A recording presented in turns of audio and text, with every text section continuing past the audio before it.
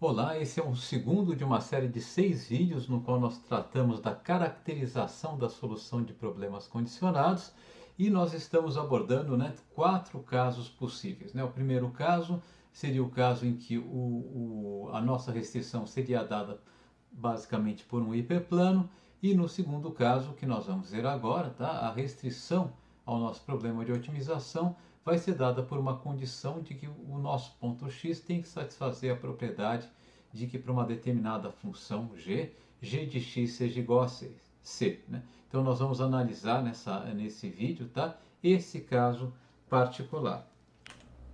Então vamos passar agora para o nosso segundo caso, né? O nosso segundo caso é o caso em que, ao invés de eu dizer que P escalar x é igual a c, eu vou arbitrariamente escolher uma função g qualquer, né? E vou fazer essa função, eu vou tentar maximizar a nossa função f, tá? Sujeita à condição g de x igual a c, tá? Então esse daqui é um caso um pouco mais geral, né? Claro que P escalar x igual a c P escalar x é uma função de x, portanto é uma função g de x e eu estou igualando a c.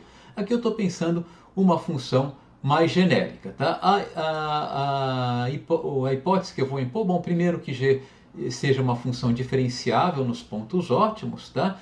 E que no nosso ponto ótimo, pelo menos, tá, o gradiente de g seja diferente de zero. Tá? Então vamos supor que eu tenha pelo menos um componente do gradiente de g que não seja igual a zero. Tá? Essa daqui é a condição para a gente chegar a esse resultado.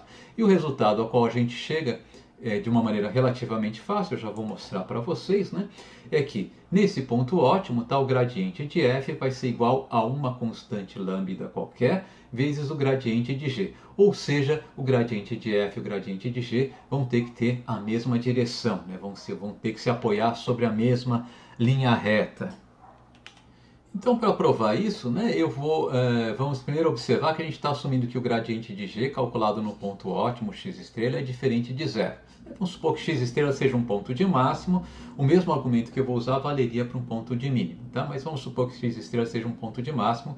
O importante por hora é que o gradiente de g, ele calculado no ponto x estrela, ele é diferente de zero. Ou seja, eu tenho algum componente desse gradiente, né, que é diferente de zero, ou seja, existe algum i, né, inteiro i, tal, que a derivada de g em relação a xi é diferente de zero. Tá? Bom, por simplicidade, a gente pode convencionar que esse i aqui seja o i igual a 1. Né? Eu simplesmente posso rearranjar, né, os componentes para que o primeiro componente, o gradiente, o primeiro componente do nosso gradiente seja igual a 1. Tá? A gente não perde generalidade assumindo isso. Tá? Então eu vou assumir, tá, que a derivada de g em relação a x1, tá, calculada no ponto x estrela, seja diferente de zero. Tá? Bom, assumindo isso, então, o resultado é que se eu tiver variações muito pequenas nos componentes de x estrela, que não seja o primeiro componente, x1 estrela, mas x2 estrela, x3 estrela, se esses componentes variarem muito poucos, eu consigo compensar a variação nesses componentes, fazendo uma pequena variação em x1, tá? De modo que o valor da minha função g continue constante igual a c. Isso significa basicamente que eu consigo definir implicitamente a seguinte função, tá? É uma função x1 como função de x2 até xn, que ela é calculada de maneira a fazer com que esse x1 como função de x2 até xn, né, ele seja ajustado para fazer com que o valor da nossa função g, a função que define a nossa restrição, calculada nesse valor calculado de x1, né, ajustado de x1, e nos valores x2 até xn dos outros componentes do vetor x, seja constante igual a c. Tá? Então, de fato, está aqui, descreve, né, como se comporta o componente x1 da função g, tá certo? Numa curva de nível dessa função associada ao valor c, à medida que eu vou variando os outros componentes, né, do meu vetor x2, x3 até xn. Ok? Bom, e aqui, tá, eu posso usar, tá, dada essa nossa hipótese que a derivada de g em relação a x1 é diferente de zero, a gente pode usar o teorema da função implícita. Né? E o que vai dizer o teorema da função implícita nesse caso aqui? Que se eu diferenciar essa igualdade dos dois lados em relação a qualquer um dos xis, né, xi diferente de 1 é o caso mais interessante, essa derivada aqui vai ser igual a zero, tá? Então, quando eu derivo isso daqui em qualquer xi, né, i igual a 2, 3 até n, tá? O que vai acontecer? Eu vou ter que, do lado esquerdo, eu tenho que fazer a derivada total. Eu tenho um impacto direto de xi, porque xi é argumento da função g, e eu tenho um impacto indireto porque eu estou ajustando o x1 em funções de variação em xi. Preciso usar, olhar para esses dois impactos, e para esse impacto indireto eu preciso usar a regra da cadeia. Eu derivo g em relação a x1 e multiplico pela derivada dessa função implícita x1 em relação a xi. Tá? Eu vou tentar achar qual que é o valor dessa derivada, né? E eu tenho o segundo impacto, que é o impacto direto, que é dado por a derivada parcial de g em relação a xi. Como do lado direito eu tenho uma constante, a derivada dessa constante em relação a xi é igual a zero. Tá? Isso daqui é sempre verdadeiro, dada a definição dessa função x1 dessa função x1 de x2 até xn, né, que ela ajusta o valor da variável x1 para que o valor da minha função g seja mantida constante igual a c. Né? Ajusta o valor da minha variável x1 para que eu esteja sempre sobre uma curva de nível da minha função g, ou sobre uma superfície de nível da minha função g, se eu tiver 3 argumentos, ou sobre uma hipersuperfície de nível da minha função g, se eu tiver mais do que 3 argumentos. Então, isso daqui é um resultado matemático. Né? Bem, então vamos isolar aqui a derivada, tá, de x1 em relação a xi, e a derivada de x1 em relação a xi é isolada aqui, ela então vai ser igual ao quê? Ao negativo da razão entre a derivada de g em relação a xi e a derivada de g em relação a x1. Tá? E aqui eu vou usar uma notação que vai simplificar um pouquinho, poluir menos o quadro, que é a seguinte, né? Eu vou definir a derivada de g, vou notar a derivada de g em relação a xi, tá? Como g subscrito i, tá? Se g é uma função, g subscrito i é a derivada de g em relação ao seu iésimo argumento, tá? E aqui embaixo, então, g subscrito 1 é a derivada da nossa função g em relação ao seu primeiro argumento. Eu vou também usar mais para frente essa notação para designar as derivadas parciais da nossa função f, né? Então, f subscrito i é a derivada de f em relação a xi. Tá? Mas o importante aqui para a gente, né, é que essa função, esse x1 aqui calculado como função implícita de x2 até xn, né? E essa função retorna o valor de x1, que faz com que g calculado, né, nesse valor de x1 e nos valores x2 até xn seja sempre igual a c, tá? A derivada então, a derivada dessa função implícita em relação a xi vai ser o negativo da razão entre a derivada de g em relação a xi e a derivada de g em relação a x1. Tá? E notem também, né, que da maneira que eu construí essa função xi de x2 até xn, quando eu calculo essa função, quando x2 é igual a x2 estrelas, x3 igual a x3 estrelas, xn igual a xn estrelas, né, ou seja, todos os componentes do meu vetor x, a partir do segundo componente, são os componentes da nossa solução ótima, e como na nossa solução ótima, tá, o valor da função g é, por definição, igual a c, tá? Então x1 de x2 estrela até xn estrela é também exatamente igual a x1 estrela. Tá? E observem também, né, que por definição, né, isso aqui como a gente construiu a nossa função, g de x1 de x2 até xn, vírgula x2 até xn é necessariamente igual a c. Agora, a gente pode se perguntar, né, o que acontece com a nossa função f, né, a nossa função objetivo, quando eu vou mudando x2 até xn e ajustando x1 para que essa condição aqui seja atendida, né, ou seja, para que o valor da minha função g seja mantida constante igual a c, ou seja, para que eu me mantenha, né, sobre a minha restrição que foi imposta pelo nosso problema. Tá? Então, para fazer isso, a gente pode definir uma função que eu vou chamar de função h, tá? E essa função h, ela tem por argumentos, tá, todos os componentes do vetor x menos o primeiro componente. Então, ela tem por argumentos o segundo componente, x2, o terceiro, x3 e assim por diante até xn. E eu defino ela da seguinte maneira: eu calculo o valor da minha função f, quando você me dá, tá, os valores de x2 até xn, e eu ajusto, tá, o x1, tá, aqui o componente, o termo aqui, o correto aqui é x1, e não xi. Eu ajusto o valor de x1. Perdão. Então tá aqui, né? Eu substituí, né, o i por 1, que é a coisa correta. Eu estou ajustando constantemente o valor de x1 para fazer com que a nossa restrição, né, g de x1, x2 até xn, seja atendida, tá? Então essa é a nossa função h, tá? Você me dá x2 até xn, eu calculo x1 para fazer com que g de x1 até xn seja igual a c, e daí calculo o valor de f, tá?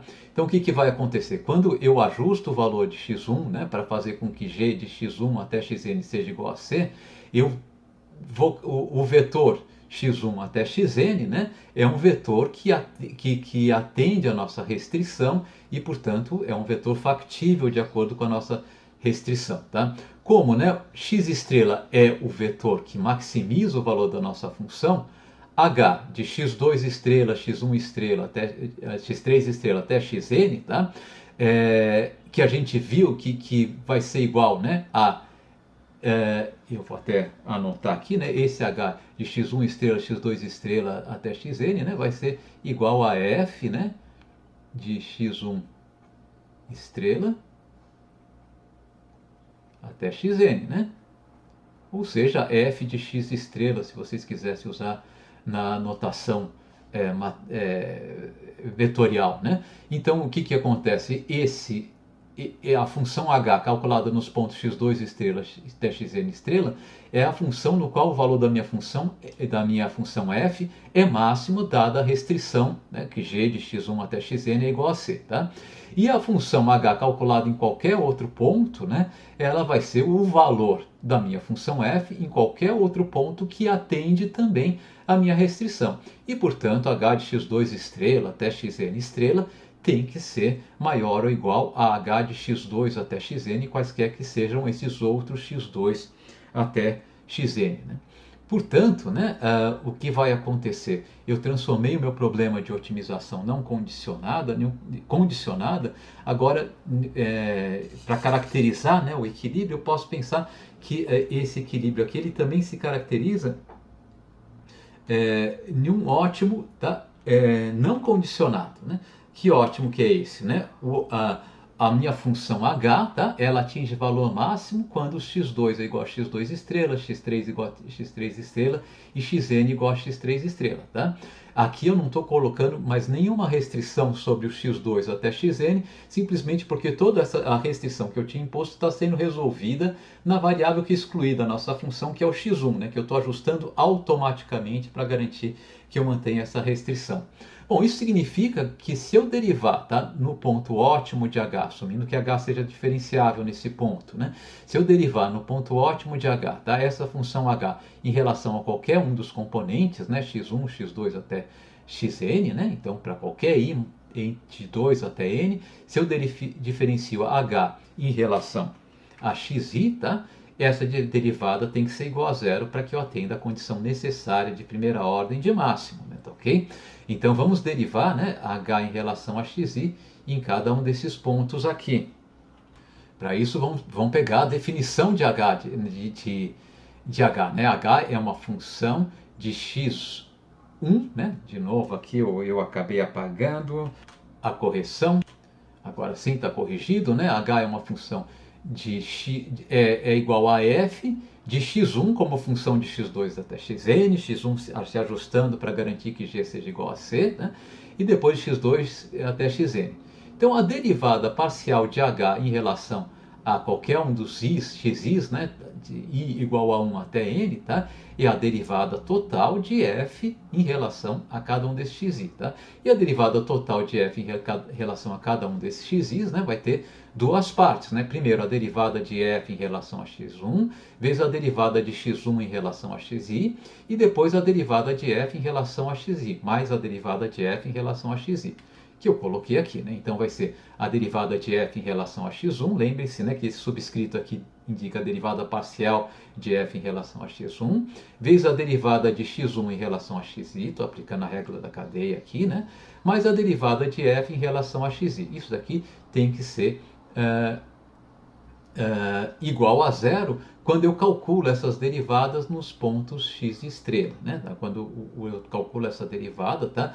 Na minha escolha ótima, né? Ok?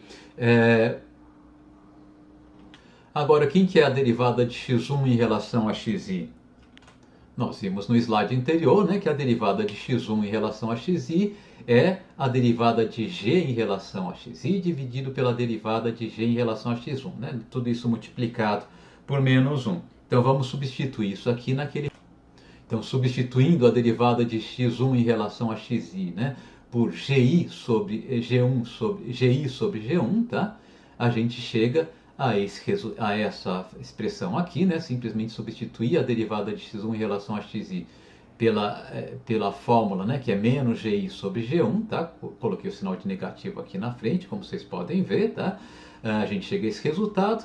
Agora, isolando, tá, a derivada de f em relação a xi, eu fico com a derivada de f em relação a xi, calculado no ponto ótimo, né, no ponto de máximo, tá certo? É igual à razão da derivada de f em relação a x1, dividido pela derivada de g em relação a x1, vezes a derivada de g em relação a xi, tá? Isso daqui é verdadeiro, tá, para todos os i's, né, igual a 1, iguais a 1, 2 e assim por diante, até n. Então, estou repetindo nesse slide aqui esse resultado, tá? Agora, notem que isso daqui também é verdadeiro para i igual a 1, né? Por que isso daqui também é verdadeiro para i igual a 1, né? Se o i aqui fosse igual a 1, o que aconteceria? Se o i fosse igual a 1, eu teria 1 aqui, eu teria o 1 também aqui, nesse ponto aqui, né? Então é claro que esse G1 aqui cancelaria com esse G1, né? E eu ficaria com uma tautologia, né? Na verdade, a derivada de f em relação a 1 calculada no ponto x estrela igual a derivada de f em relação a x1 calculada no ponto x estrela. Não teria nada de errado nisso. Então essa expressão também, né, é verdadeira, tá? Nos pontos para i igual a 1. Tá? Então isso daqui é sempre verdadeiro, né? É sempre verdadeiro que a derivada de f em relação a um ponto i, quando calculada no ponto ótimo x estrela, vai ser igual a derivada de f em relação a x1, quando calculada nesse ponto ótimo, dividido pela derivada de g em relação a x1, também calculada nesse ponto ótimo, vezes a derivada de g em relação a xi nesse ponto ótimo. Isso daqui é sempre verdadeiro, tá? Para qualquer que seja i igual a 1, 2 e assim por diante. Isso significa que o gradiente de f, né, que é o vetor composto pelas derivadas parciais de f, primeiro em relação a x1, depois em relação a x2 e assim por diante, até a derivada de f em relação a xn, tá? Esse gradiente de f calculado no ponto ótimo x estrela é igual, tá, a esse vetor aqui, o vetor cujo primeiro componente é a derivada de f em relação a x1 dividido pela derivada de f de g em relação a x1, ambas calculadas no ponto x estrela, vezes a derivada de g em relação a x1 calculada no ponto x estrela. O segundo componente é a derivada de f em relação a x1 dividido pela derivada de g em relação a x1, ambas calculadas no ponto x estrela, vezes a derivada de g em relação a x2, também calculada no ponto x estrela, e assim por diante, né? E o último componente é o produto entre a derivada de f em relação a x1 dividido pela derivada de g em relação a x1, ambas essas derivadas calculadas no ponto x estrela, vezes a derivada de g em relação a xn, também calculada no ponto x estrela, né? Bom, o que eu posso fazer aqui, né? Essa razão entre a derivada de f em relação a x1 dividido pela derivada de g em relação a x1, é uma constante real que está multiplicando todos os componentes desse vetor, e eu posso deixar essa componente real aqui para fora do vetor, né? Então isso daqui é igual a razão entre f1 sobre g1, ambas calculadas no ponto x estrela, vezes o vetor gradiente de g, né? Ou seja, o vetor composto por todas as derivadas parciais de g, tá? Elas calculadas no ponto x estrela. Ou seja, o gradiente de f em relação calculado no ponto x estrela, no ponto x ótimo, é igual, tá, ao gradiente de g calculado nesse ponto ótimo, tá, multiplicado pela razão entre f1 e g1. Tá? Ou seja, se eu chamar esse carinha aqui de lambda, né, esse F1 sobre G1, se eu chamar ele de lambda, tá, o resultado vai ser que o gradiente de f de x estrela igual a um lambda, né, vamos chamar de lambda estrela, vezes o gradiente de g. Tá? Vocês podem ver, né, vocês podem ver que eu posso derivar aqui como era de se esperar, que lambda, né, ele vai ser igual à razão, mais ou menos a razão entre o módulo do gradiente de g e o módulo de gradiente de f. Esses dois gradientes calculados, é claro, né, na nossa solução ótima x estrela. Né? Isso significa o seguinte, né, para todos os efeitos, o que naquele caso em que a gente estava considerando a função g como sendo o produto interno entre um vetor p e o vetor x, tá? Agora vai ser substituído, né, esse p aqui vai ser substituído pelo gradiente de g, tá? Mas o resultado é bastante similar. No caso em que n igual a 2, tá, esse resultado tem uma interpretação gráfica. Né? Então, eu estou representando aqui o plano cartesiano, tá? No eixo horizontal, o primeiro componente do vetor x, no eixo vertical, o segundo componente do vetor x.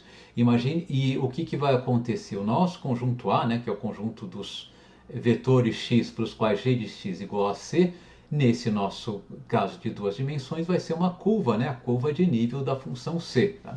Essa curva eu estou supondo que ela seja suave, porque nós estamos admitindo a hipótese de que g seja uma função diferenciável. Né?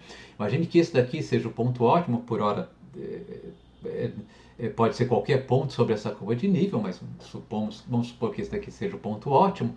O que acontece é o seguinte, se eu pegar, tá, o vetor, tá, o conjunto de pontos aqui, né, para os quais a diferença entre x e x estrela, o produto escalar entre essa diferença e o gradiente de g seja igual a zero, o que eu vou obter é um hiperplano. Né? E esse hiperplano aqui, ele vai ser um hiperplano que vai ter a característica dele ser perpendicular ao vetor gradiente de g. Né? Isso daqui simplesmente está dizendo o seguinte, né, que se eu passo um plano, no caso aqui uma reta, né, tangenciando a curva de nível da nossa função g, essa reta ela vai ser tangenciando a curva de nível da nossa função g em algum ponto específico, essa reta vai ser ortogonal ou perpendicular ao vetor gradiente de g calculado exatamente nesse ponto aqui. Tá? E a nossa condição diz o seguinte, né, o resultado que a gente obteve diz que se esse ponto aqui for um ponto ótimo, tá, esse plano aqui também vai ser ortogonal ao vetor gradiente da função f. Né? Isso significa simplesmente que quando eu traçar agora uma curva de nível, tá, passando por x estrela, mas agora uma curva de nível da função f, essa curva de nível tem que também tangenciar essa mesma linha reta. Né? E, portanto, ela tem que ser tangente à curva de nível da função g. Né? Então, a curva de nível da função f passando por esse ponto x estrela vai ser uma curva de nível com uma cara como essa aqui, né? Eu deixei ela uma cor mais lilás, né?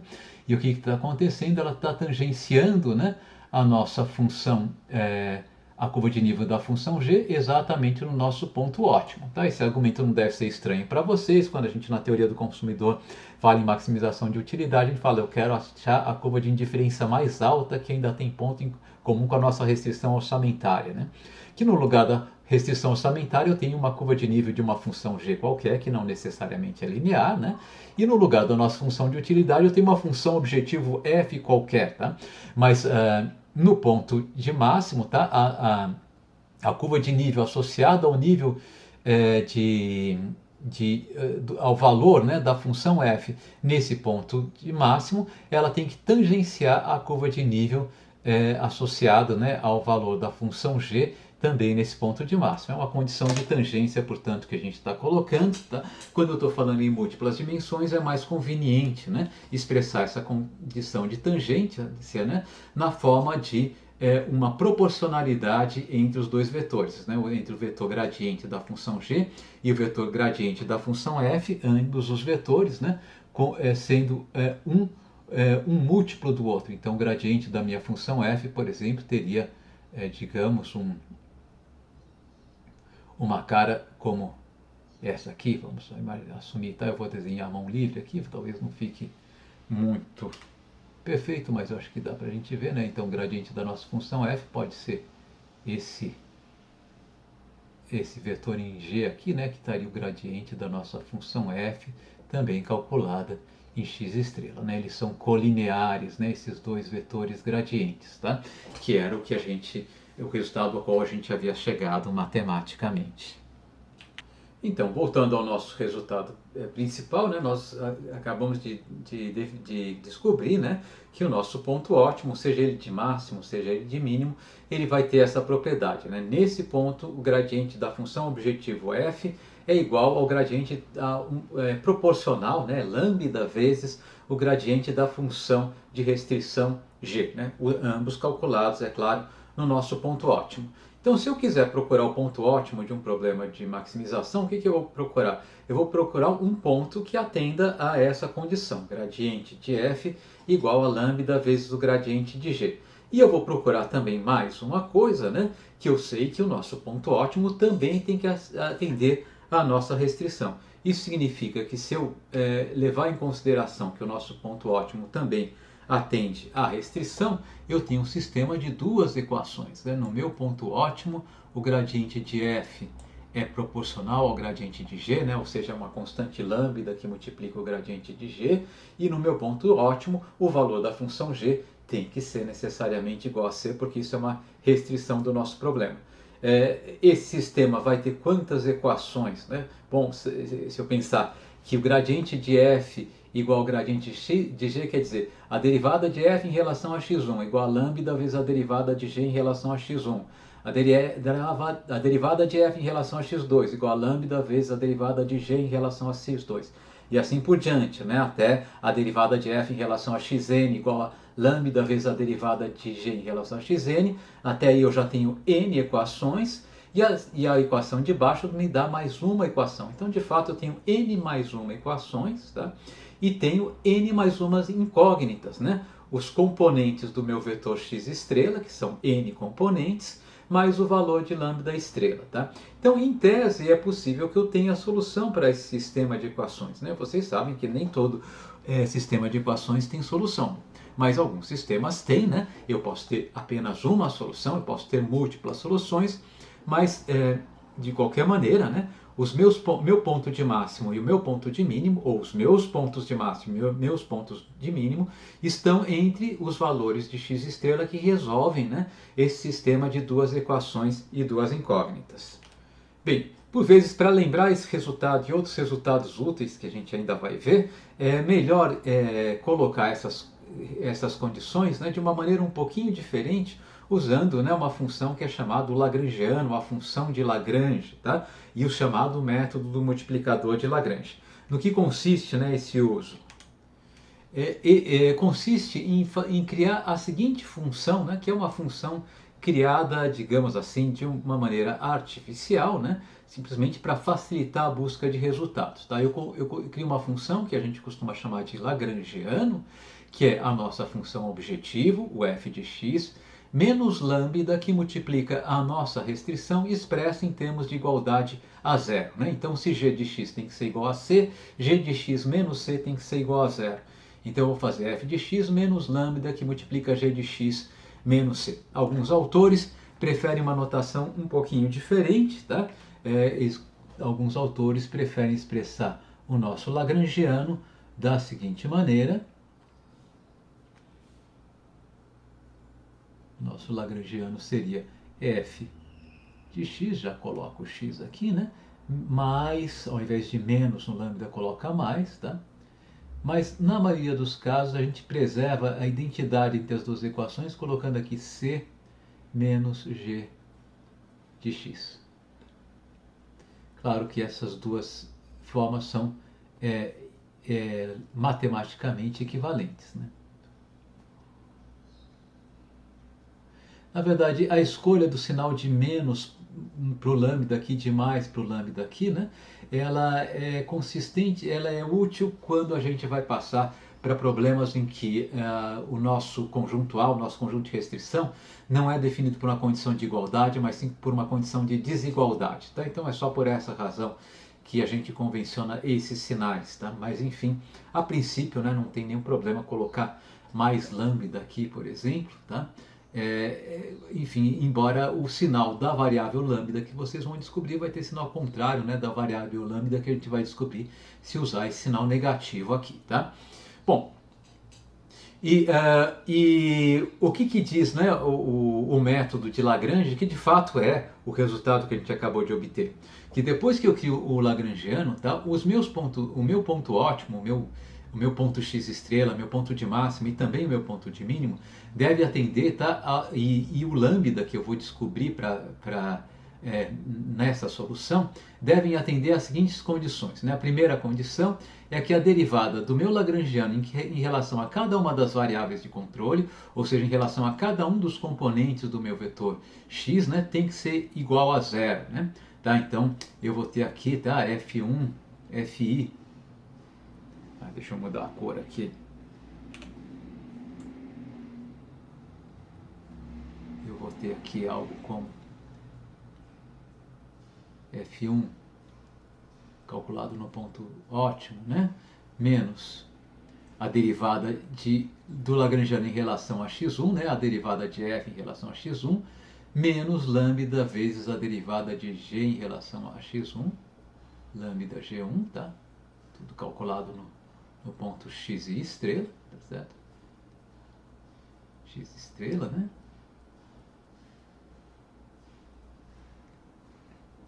Ou de uma maneira geral, né, eu vou ter fi, né, a derivada de f em relação a xi, calculado no ponto x estrela, menos lambda, a derivada da função g em relação ao componente i, né, calculada também no ponto x estrela, que é x estrela, e aqui também é x estrela, tá certo? Isso aqui tem que ser igual a zero. Bom, mas se isso é verdadeiro para todos os i's, né, para i igual a 1 até n, né? Isso significa dizer que eu estou querendo dizer que o gradiente de f, calculado no ponto x estrela, né, é igual a lambda vezes o gradiente de g, calculado também no ponto x estrela. Então,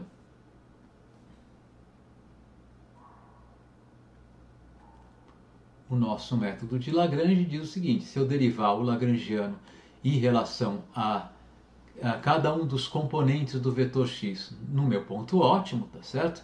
Essas derivadas vão ser todas iguais a zero, o que significa essa primeira expressão aqui, tá? Uma outra coisa que diz o método de Lagrange diz se eu derivar agora o meu lagrangiano, tá, em relação a lambda, essa derivada também vai ser igual a zero, né? Mas a derivada do lagrangiano, né, o lagrangiano que está aqui, né, derivado em relação a lambda, o que vai ser? Bom, g menos c. G menos c igual a zero implica dizer que eu quero dizer que g igual a c. G de x estrela tem que ser igual a c. Então, a segunda condição aqui que nos dá o método de Lagrange é que g de x estrela tem que ser igual a c, né? Essas duas condições, né, são exatamente as duas condições que a gente derivou no slide anterior, né? Então, na verdade, o método de Lagrange é só uma maneira de organizar essas condições, tá? De uma maneira que fica fácil de memorizar e que também nos ajuda a memorizar o resultado que a gente vai ver a seguir.